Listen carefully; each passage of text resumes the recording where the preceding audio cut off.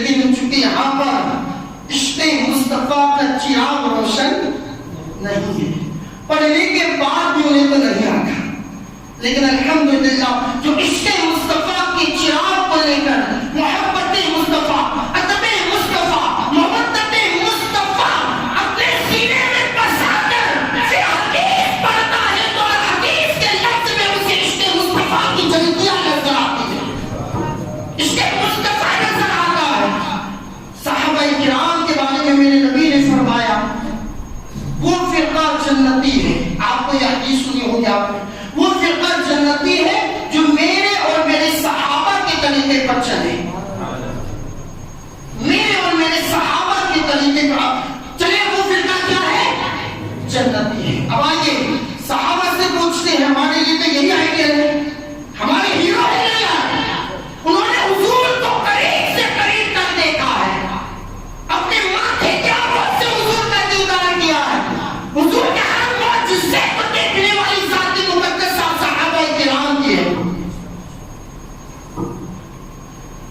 آپ کو معلوم ہے، ذرا غور سے یہ حدیث سننا، صحابہ کرام کیا علم غیب مصطفیٰ مانتے تھے یا نہیں، یہ صاحب انشاءاللہ یہاں پر ہوگا۔ آپ کو معلوم ہے کہ میرے نبی صلی اللہ علیہ وسلم نے مکے سے مدینے ہجرت فرمائی، اور آپ کے ساتھ کون تھا؟ حضرت ابو بکر صدیق رضی اللہ تعالی عنہ۔ اور ایک وہ واقعہ بھی آپ نے سنا ہے کہ میرے نبی نے علی کو بستر پر سلایا اور میرے نبی کافروں کے سامنے سے نکل گئے، لیکن کسی کافر کو نظر نہیں آئے۔ جب کافروں کو نظر نہیں آئے تو کافروں نے اعلان کر دیا کہ جو بھی محمد صلی اللہ علیہ وسلم کو ڈھونڈ کے لائے گا یا پتہ بتائے گا اسے 100 سرخ اونٹ دیے جائیں گے۔ کتنے؟ 100 سرخ مطلب لال، کیونکہ عرب میں سرخ اونٹوں کی بہت زیادہ ڈیمانڈ ہے، بہت زیادہ اس کی قیمت ہے۔ کتنے اونٹ دیے جائیں گے؟ 100 سرخ اونٹ۔ اسی لالچ میں ایک شخص جن کا نام حضرت سراقہ بن مالک رضی اللہ تعالیٰ عنہ، وہ حضور کی تلاش میں نکلے۔ ایک وقت ایسا آیا کہ ان کو حضور نظر آ گئے سامنے، ابو بکر صدیق کے سامنے۔ جیسے حضور کو دیکھا وہ لالچ سامنے آ گئے کہ 100 سرخ اونٹ ملیں گے، اس لیے وہ اپنے گھوڑے پر سوار تھا، وہ حضور کی طرف جانے لگا۔ میرے نبی نے پیچھے دیکھا تو اس کا گھوڑا آگے سے زیادہ زمین میں گھس گیا۔ یہ حدیث شریف سنا رہا ہوں، اس نے کہا حضور مجھے معاف کر دیجیے، میں اپنی نیت بدل رہا ہوں، میں گھر جانا چاہتا ہوں۔ میرے نبی نے اشارہ کیا، پھر گھوڑا کھڑا ہو گیا، پھر اس کی نیت بدلی اور لعنت سامنے آ گئی۔ حضور کو اللہ اکبر پکڑنے کے لیے پھر آگے بڑھا، میرے نبی نے پھر اپنی نظر پیچھے کی، پھر سے اس کا وہی حال ہو گیا۔ پھر اس نے توبہ کی، حضور میں توبہ کرتا ہوں، چپ چاپ مت کر چلا جاؤں گا، آپ کے پیچھے نہیں آؤں گا۔ میرے نبی نے پھر نظر رحمت فرمائی، پھر وہ اچھے انداز میں کھڑا ہو گیا، پھر لعنت سامنے آ گئی۔ تیسری مرتبہ میں میرے نبی کے پیچھے چلا، میرے نبی نے پھر اس پر اللہ اکبر اپنی نظر کی تو اس کی حالت بری ہو گئی۔ پھر اس نے توبہ کی، اور توبہ قبول کرنے والے اللہ کے بعد اگر سب سے بڑی کوئی ذات ہے تو وہ محمد رسول اللہ کی ہے۔ میرا نبی رحمت للعالمین ہے، اگر ان کے پاس رحمت نہ ہوتی تو ہمارے پاس زمین پر رہنے کی کوئی عادت نہ ہوتی۔ یہ میرے نبی کا صدقہ ہے کہ اتنے بڑے گنہگار ہونے کے بعد بھی باعزت زندگی جی رہے ہیں، یہ میرے نبی کا صدقہ ہے۔ سراقہ نے توبہ کی، میرے نبی نے معاف کر دیا۔ اب سراقہ نے سوچ لیا یہاں کام کرنے والی نہیں ہے، یہاں کام ہونے والا نہیں ہے، لیکن چونکہ اس نے حضور کا کرشمہ دیکھ لیا تھا کہ جیسے ہی نظر پیچھے گئی گھوڑا زمین میں گھس جاتا، اور یہ حضور کا معجزہ تھا، اس کے دل میں عشق مصطفیٰ کا چراغ روشن ہوا، اور اس نے کہا مجھے امان لکھ کر دے دیجیے، یا رسول اللہ مجھے کیا لکھ دیجیے؟ امانت لکھ دیجیے، میں آپ کے امان میں ہمیشہ رہوں، ایسا لکھ دیجیے۔ میرے نبی صلی اللہ علیہ وسلم نے فرمایا قال له کیف بک، سنیے کیا کہا، قال له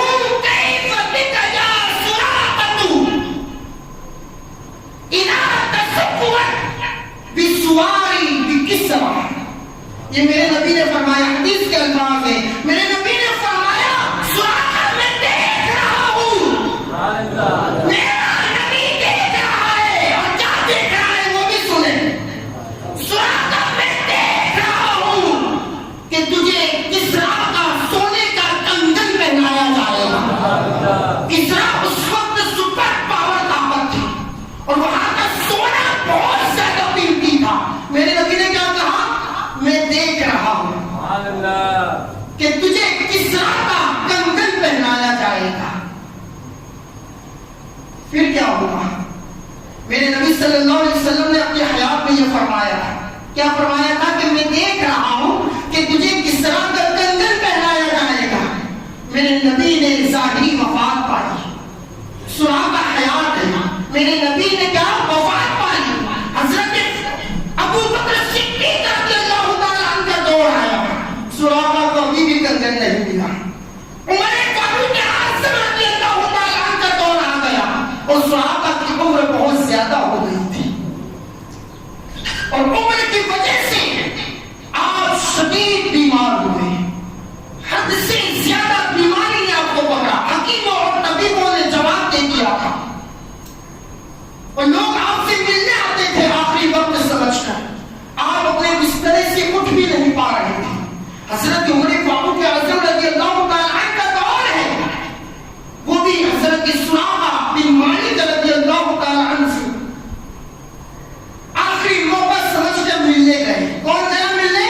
عمر فاروق اعظم رضی اللہ تعالیٰ عنہ، اور جا کر سراقہ کے پاس بیٹھے اور کہا، اے سراقہ، اب آپ کا آخری وقت ہے، اگر مجھ سے کوئی تکلیف پہنچی ہو تو مجھے معاف کر دینا۔ یہ کس نے کہا؟ عمر فاروق اعظم رضی اللہ تعالیٰ عنہ۔ عمر فاروق اعظم نے جیسے ہی کہا کہ آپ کا آخری وقت ہے، تو حضرت سراقہ بیٹھ گئے اور جوش میں آ کر کہنے لگے، عمر کیا کہہ رہے ہو؟ اے عمر کیا کہہ رہے ہو؟ تمہیں ایسا لگتا ہے کہ میرا آخری وقت ہے اور اب میں دنیا سے جا رہا ہوں؟ خدا کی قسم میں اس وقت تک نہیں مر سکتا، مجھے اس وقت تک موت نہیں آ سکتی جب تک کہ میرے آقا کریم خیر دار نبی صلی اللہ علیہ وسلم کا ارشاد پاک پورا نہ ہو جائے۔ مجھے اس وقت تک موت نہیں آ سکتی جب تک کہ میرے نبی کا ارشاد پورا نہ ہو جائے۔ عمر فاروق اعظم نے کہا، وہ ارشاد کیا تھا؟ تو سراقہ کہتے ہیں، ہجرت کی رات جب میں نبی کے ساتھ تھا تو میرے نبی نے فرمایا تھا، سراقہ میں دیکھ رہا ہوں کہ تجھے کسریٰ کا کنگن پہنایا جائے گا۔ سراقہ کہتے ہیں، سراقہ آگے سالوں میں مرے یا نہ مرے اس کی گارنٹی سراقہ کے پاس نہیں، لیکن جب تک کنگن نہیں آتا ملک الموت بھی نہیں آئے گا۔ یہ تھا صحابہ کرام کا حضور کے علم غیب پر مضبوط ایمان۔ بتائیے، یہ صحابی حضرت سراقہ کون ہے؟ صحابی ہے، ایمان لائے ہیں، لیکن کیا کہتے ہیں؟ میرے نبی نے غیب کی خبر دی تھی ان کے حیات میں کہ سراقہ تو کیا پہنے گا؟ کسریٰ کا کنگن۔ حضرت عمر فاروق اعظم رضی اللہ تعالیٰ عنہ کے دور میں آپ نے ایران کو فتح فرمایا۔ کس نے؟ حضرت عمر فاروق اعظم نے اور آپ کے لشکر نے ایران کو فتح فرمایا، اور مال غنیمت میں ایک کنگن بھی موجود تھا جو کسریٰ کا تھا۔ کہاں کا تھا؟ کسریٰ کا تھا۔ حضرت عمر فاروق اعظم کے حکم سے وہ کنگن حضرت سراقہ کو پہنایا گیا۔ وہ کنگن کس کو پہنایا گیا؟ تو بولا گیا، اور کوئی غیر کیا تم سے کیا ہو بلا جب نہ